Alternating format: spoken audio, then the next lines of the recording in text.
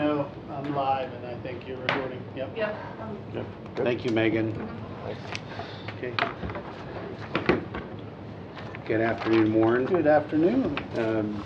We are here for this PBA union negotiations with the city of Port Orange. It is Wednesday, September the 13th, 2023, 2:04 p.m. Sharon Kreinick, HR Director. Nancy State, HR Generalist. Hale Trinacosta. Lieutenant. Warren Garman, Lieutenant's PBA rep. Greg Forehand, PBA. Matt Jones, attorney. I don't think I said my name, John McKinney. You didn't. Assistant city. Like, as soon as we pass off, like, I don't. So anyway, Warren, I know you and I have gone back and forth, postponing meetings, whatnot, just based on all the other negotiations. As I said before we started, thank you yesterday as pension board chair, talking with IUPA. I thought that was a great help. Thank you. I know, as you are very well aware, we're still not finalized with IUPA wages. We know that they have questions still on the retirement. So I know I'm going to talk through the same thing. Just know that, as previously stated, until I can get back with the city council to go over, I'm just reiterating what was said. So I'm going to hand all this out. Okay.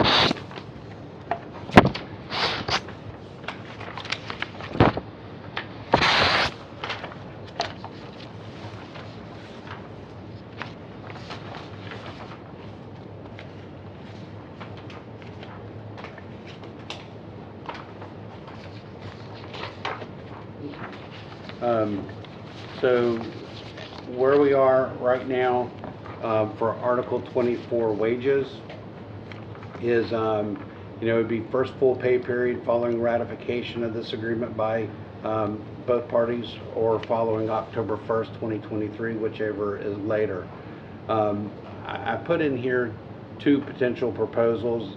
The first proposal is what I can offer at this time. Is I went and looked at the base. The current base is $90,172.87. We went back after our last meeting. We talked to council regarding the fact that we gave the $1.95 to IUPA. We did not do that for PBA, 5 individuals. So really, there was no questions there. So the $1.95 a given. And then the second item that I was authorized for was 5% across the board. So the other thing that I did share, just based on what was going on, with IUPA, and I discussed with the city manager, what we discussed with the city manager this morning, is we haven't settled with IUPA, is, the same $1.95, and whatever the average increase is for IUPA would be granted to PBA if that was something that was agreed to.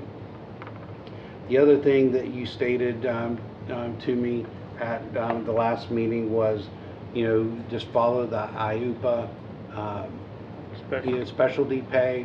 We don't have a problem with that. I can tell you that right now we presented to them just a $5 increase for the specialty pay, with the exception of was it detective that's $100 right now. Mm-hmm. 110. So that was currently what was presented to them, and I can confirm that. I know the $5. I just remembering which was the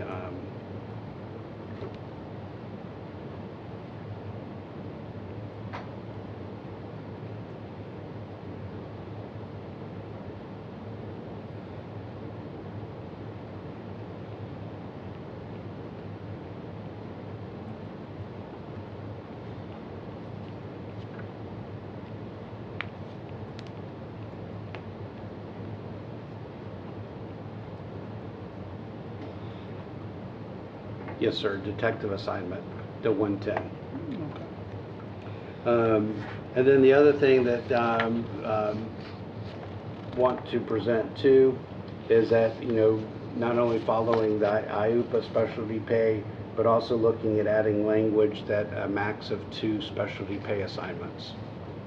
So that is what I would like to present for 24-5. Then for Article 25 under retirement, what I can present to you today, I'm taking it back to council based on yesterday, but same thing, is the City Council has agreed to, at this time, to provide drop to all participants who have attained 20 years of service, regardless of age, and the average final compensation for the 3 highest years. And then finally, normal retirement age for all participants at 20 years. I don't know if you follow the IUPA meetings or whatnot, but one of the questions was the age, and it's, for the drop versus normal, it's 20 and out. So therefore, if you became a police officer at 20 years of service, at 40 years of age, you could go into the drop, for the 5 years, and then, retire out completely at 45. So, that was, so when it got into the pension ordinance, our other city attorney and Matt, we realize that there is a lot of ordinance changes that have to take place to coincide with what the ask was from the actuary in the study that they did. So that is a given. There's a whole lot of work. The other thing that was discussed with IUPA was that, in the agreements, it says that, the city provides a retirement benefit, So what we would do with this is, we would go take the agreement and, for the CBA and the first reading of the ordinance, so that, the pension benefit stays in the ordinance. And then for your CBA, it's just the city will provide a retirement plan. So that, we're putting both of those in simultaneously. And then the only other item was, that was left out was under Article 14. The grievance procedures was the 2 attorneys were going to work out language regarding the Article 14 grievance. So I'm not sure if y'all have had the opportunity to speak, you and Carly or whatnot, so on it, no? Okay. And I have a proposal. This is a markup. We're trying to, the thought process is, it's not like an issue at the LT level, but we have amended these for the IUPA group. We worked substantially on that when we had to rewrite the entire contract. So what we're trying to do is try to mirror the 2 grievance policies. It keeps us away from going into like some expensive arbitration on things that are less than suspension, demotion, or termination. Right now, the way it's written is, you could potentially arbitrate a written reprimand, which seems kind of wild. I'm doing that right now in Cocoa. Yeah, it's just not a financially great place to be in. I've seen it go down that road. This is an attempt to, like I said, mirror the IUPA grievance procedure. I would say that the IUPA grievance procedure is a little bit different, but these were a couple of the big changes. The other one is basically prohibiting new arguments once we've passed through the internal. So even on a suspension, demotion, or termination, you wouldn't come to the arbitration with some new profound argument that wasn't otherwise made in front of the city. Thought being, we're trying not to spend a bunch of money in arbitration. Let's go ahead and if you got a good argument, let us hear it, so we might be able to make it work, whatever the resolution is. Other than that, it's basically a split fee provision. We had a loser pay provision. That's just, by its nature, kind of sets up as a bad place to be in. If we're sharing in the cost, that's great. It's a lot of times on a loser pay provision, it could possibly skew results. We think this is the fairest way to approach an arbitration should we get there. Hopefully we don't.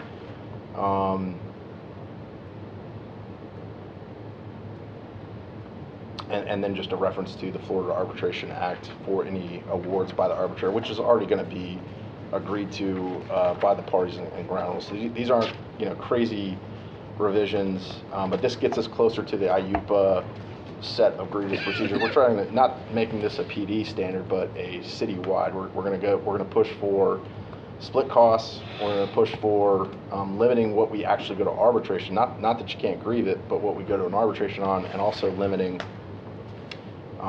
these loser pay provisions. I might have already said that one. So that's the objective, and it's not just for PD. It's for, like I said, across the boards where we're trying to go on that. Okay, initially, and I haven't seen it, haven't read it, and I probably won't pass an opinion on it here. That's fine. But initially, the big issue that we had was that IUPA had set up 2 different grievance procedures. This doesn't do that. Okay. And you'll see that. But that was a huge issue with the first one. Right? Yeah. Because we only had one grievance procedure, and Yeah. and it basically said, we can't do this for discipline. Clearly, we can't sign that. Yeah. But if this is different, then So we'll just so be you know, even though we did bifurcate those 2, Yeah. they still have the ability to grieve discipline. They do, Yeah. but we wouldn't if we had agreed to Oh, that first. Yeah, no, that no. first Nobody's exchange. trying. Nobody's trying Right. to take that away. Right. Well, that's what would have happened as a Yeah. result of the first Yeah, one. that wouldn't be the intent. Okay. All right, we'll read it. I'm not gonna. Well, I'll make some quick comments Okay. that you guys can hear and learn from too. Starting on the backside, the language except to the extent provided by the Florida Arbitration Act, I have no problem with that at all. I will tell you that I've dealt with several cases. The courts are never going to overturn an arbitration unless you can show somebody bribed the arbitrator, essentially. So no problem at all with that language. The both sides pay 50% of the arbitration fee. That's probably 75% of contracts out there say you split the cost.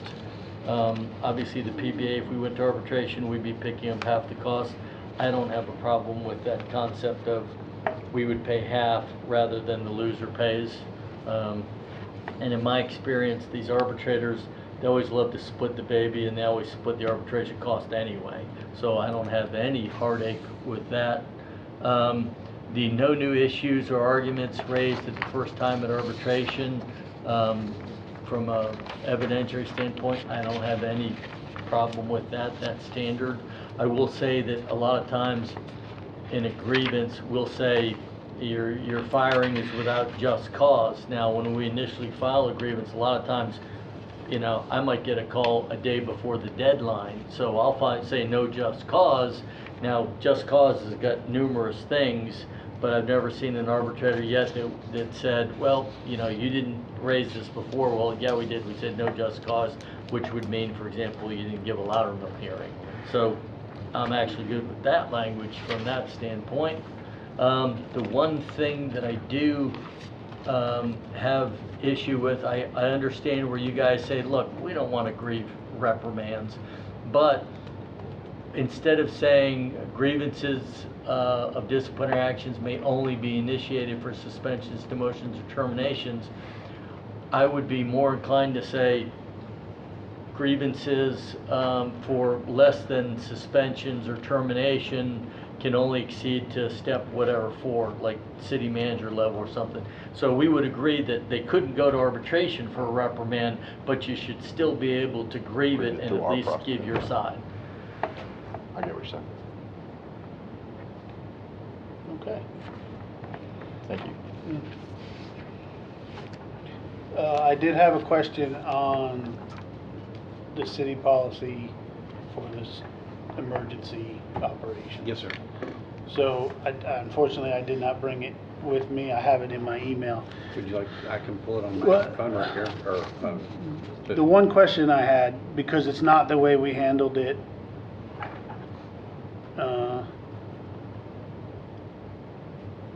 let me make sure that the live stream is working, because I just got a text that says it may not be. Sorry, guys. We've had issues with Wi-Fi. Okay. It is recording, so maybe it'll just post later. Sorry about that. Here you go. If you want to see it. Yeah. The one question I had was, and mostly because of that's not the way we did it during the storm. Right, this is a cleaner copy than the one I've got. pretty sure. There's one that breaks it down between exempt and non-exempt employees. So So this is the storm one. that's Okay. the storm one. So, Okay, so the city policy breaks it down between exempt and non-exempt. correct. And under the So, non-exempt, and I just want to make sure, I was told that this was the intent, but I want to make sure that, Yep. because if it isn't, it's what it's going to end up as. It's, if they're there beyond or when they weren't scheduled to be there for exempt employees, that would be the only time they're getting the 1 hour of comp time, right, for every correct. hour worked. You get, So if you're it's your eligible scheduled day. for comp. The way it was, that's written Mhm. is if you worked during the activation of the EOC, which was officially midnight, Tuesday, August 30th, through Wednesday, 6 p.m. 6 p.m., you were eligible for, if you worked, you Mhm. got time and a half. Right, It wasn't considered premium time because you were already getting paid time and a half. Then for any of those hours worked during that period, you got a 1-for-1 of comp time. agreed. So if you worked a 12-hour shift, I'm just gonna you're sitting in front of She me. did. You came in at 6 p.m. on Tuesday evening. You worked until 6 a.m. and went home. You would get 6 hours of comp time from midnight to 6 a.m. and then you got an automatic time and a half from midnight to 6 a.m. Okay. Or, yeah, I said it right. If you worked from 6 p.m. on Tuesday until 6 p.m. Wednesday, 24 hours, you got 18 hours of guaranteed time and a half and 18 hours of 1-for-1 comp time. I agree, Okay? and I didn't want to interrupt you. Yep. That's not my question. Okay. Because that's the way we got it for Idalia. Mhm. That's not the way it reads in the city policy. City policy says for exempt employees, you're only going to get that 1-for-1 comp time if you weren't scheduled to be there. So that's my question. Because Idalia, whether you were scheduled or not, you got paid for it. You got the comp time for it. Yeah, and what was used as justification was, the city manager also has like admin leave authority. Right. The comp time concept is kind of born from salaried individuals having to go above and beyond, and we feel like that's one of those portions. So while you won't see it in that specific policy, there is authority for the manager to grant the 1 hour per hour of Okay, comp but time admin the leave. policy actually says in it, and I'll pull it up I if can I pull it need up. to, yeah. Pull it up for me. The policy actually says in it, if you're working when you weren't scheduled or you stay beyond your schedule. Understood. This went above. and- Yeah, and Idalia went above it, and Yeah, that's the question I'm asking, is they're what's the using intent? The So intent. you're asking if you were already scheduled to work those hours, do you get paid for it? No, we know we get the hour and a half, the time and a half, we're good there. It's the comp time that is eliminated in the policy. So let's So- go use another scenario. Okay, And maybe this helps. You are out and about in Maryland, right, okay, on vacation. If you were scheduled for vacation that day, you only got your 12 hours of vacation. There was no comp time added. right, If you were sent home at 11:59 p.m. on Tuesday, and you only worked 5 hours and 59 minutes that day, that's all you got. right. You got no comp time. What the intent of the I comp think that's time. not yeah, my so question. he's not trying to get to how we distributed comp time. He's Okay. saying he's looking at the policy going, well, that's not how it read in the original policy. I completely agree. In fact, the policy is under review you will have a new policy that will read exactly like what we're saying today that occurred in Idalia. That's what the manager has requested and what's being processed. Barring that, what we had at the time was latitude under a separate authority to give that. And that I was my understand. question. That's exactly. So The Idalia intent. was outside the norm of what the new Idalia's outside the policy will norm, be. and- Thank you. and we're trying to That's get there. that's I know all where was you're trying to going. get Yeah, to. yeah. That's all I was trying to get to. So, comp time will be for exempt employees who were not scheduled to work and get called in. We are going. Correct. They are moving towards a comp time that would just be if those three factors that are an emergency, so, you know, the declaration's been made, the city hall's kind of regular offices closed down, and now we're reporting EOC's open. The way it was relayed to me is the city manager would like to make that be the start position for whether you are scheduled or not, Okay. and you are a salaried employee, we think that's above and beyond, regardless of whether you're going to come in that day, because now you're leaving your home, you're coming into work an emergency in a No, I'm good, that's great Yeah, if it's that's- moving that way. that's But- exactly what we're But I doing. just want to be able to tell my guys, because that's a legitimate question, that, hey, I tell you, they gave us the comp time, but the policy Look- reads that we wouldn't get it. look to that to be the norm. Okay, Correct, because What's the the memo current as policy opposed? 5-13 is for non-exempt. That we've all right, the proposal that you provided to Jared, that he sent to everybody. understood, but it was also stated at the next meeting after advising with the city attorney that he wants to do some additional updates to it. Okay. And that's why it said draft. Yeah, no. So, right, and good. then. I just yeah, needed an explanation. Yeah, and then. You'll see a full Yeah. rewrite. Yeah. Yeah, and it'll have the one-to-one Okay, with those three factors. perfect, outstanding. Yeah, I mean, even IUPA had questions regarding it, so Right, that was a topic of conversation yesterday. okay, So, I mean, one of the things I just want to make, state out there is, y'all are a group of individuals that hurricane, non-hurricane, you're there. You're required to be there. A lot of times, you have, the city hall, people from HR, finance, they're home.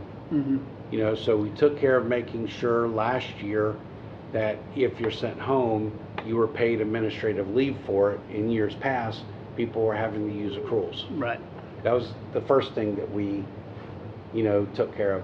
The second thing last year was making sure when you worked it, that you were guaranteed time and a half just for going above and beyond.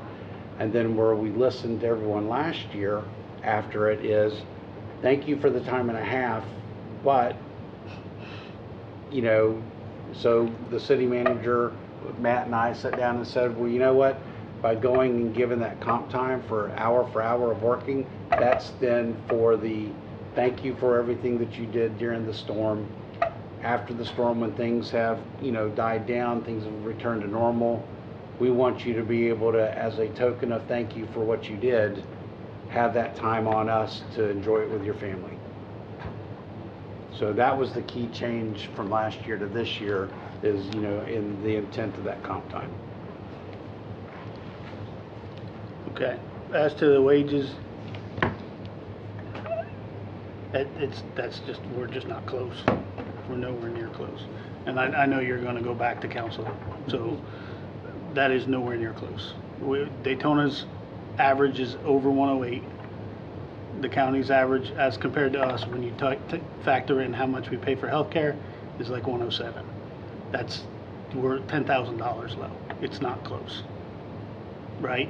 Not to mention, I'm not sure of the number you're gonna settle at with rank and file. But if the top ranked sergeant is around $38 and he works just the average overtime that he has to work, that would put him at like 92. And you got us at 98. It's not doable at all. And we And shared I- in previous meetings, we understand Yeah, we've got to settle on IUPA before we can come to a final conclusion with PBA. right. But just know Yep. that's not close. And the $1.95, I asked you for that a couple of days after you gave it to patrol, and you said no at that time. So, if we want to talk about back pay or something like that for that $1.95 that we already asked for, maybe we can talk about that. But that was the question I asked in one of these meetings a couple of days after you gave it to rank and file. Okay. And we did share that Mm-hmm. with council and Well, you said no at the Yeah. table that day. understood.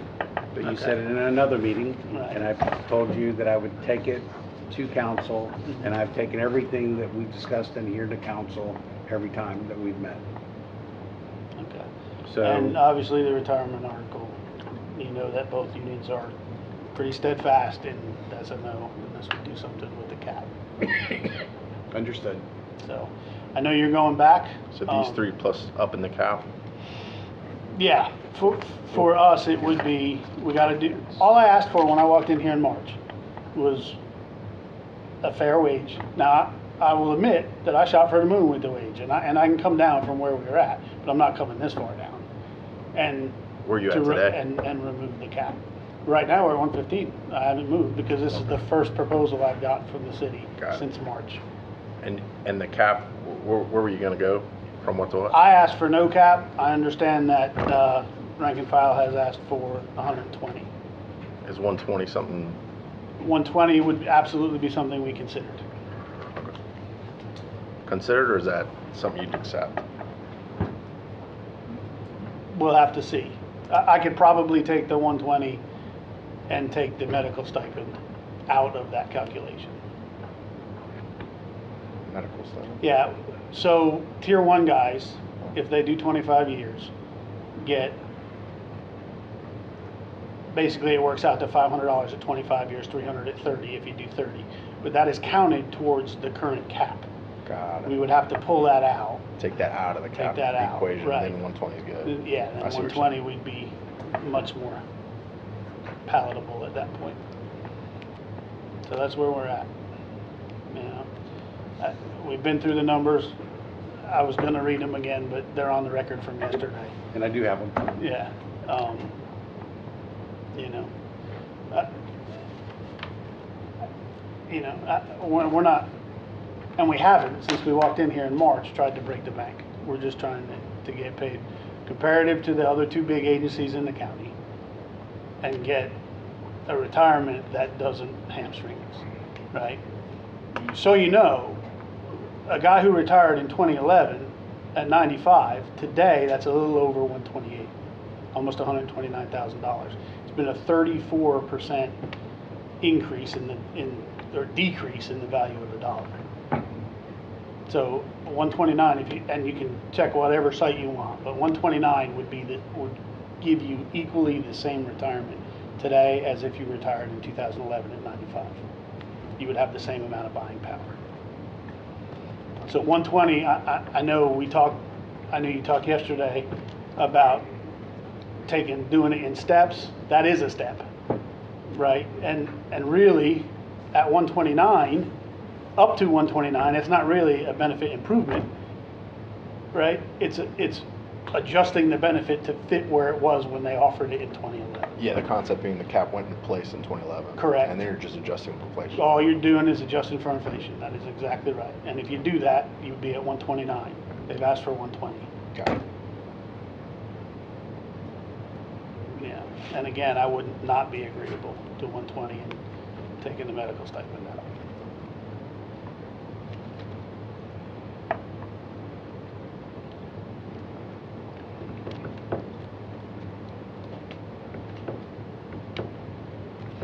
There's not really much else to say until you go No, back. we agree. When can you have an executive session? I've asked we asked the city manager this morning to look at scheduling one.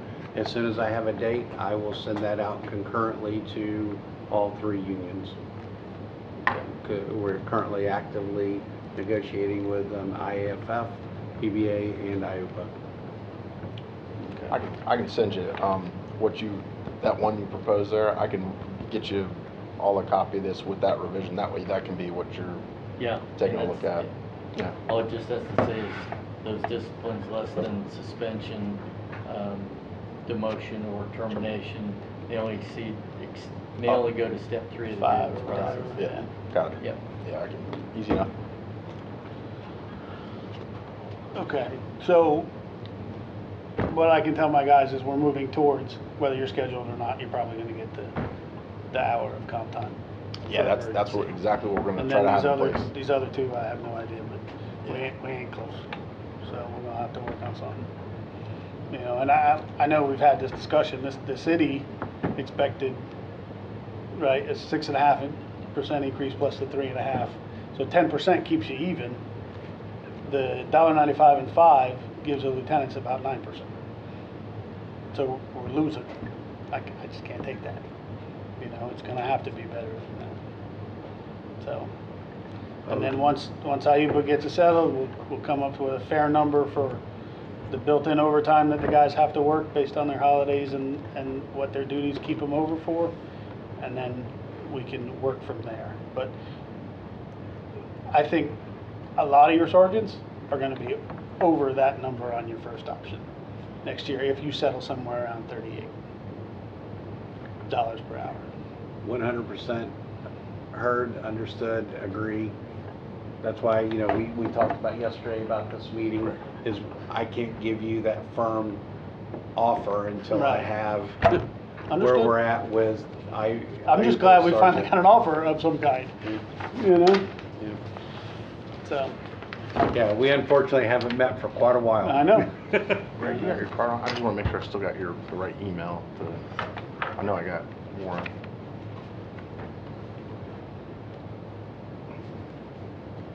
Just do it Or if you just, this yeah, way. if you just want Yeah, to shoot me an just email, send that's, it. that's easy too. All right, we good? Yes, sir. All right, I'm gonna turn that cord off. Just put in yours and hit send, you're good to Awesome. go. Yep. It's probably been long enough to where like it's not right up Well, front, yeah. it's funny, if I had my laptop, your email address would pop right up. Automatically, yeah. Right off I my can phone. forward you this email if you want. That's all right. I'll Okay. do it.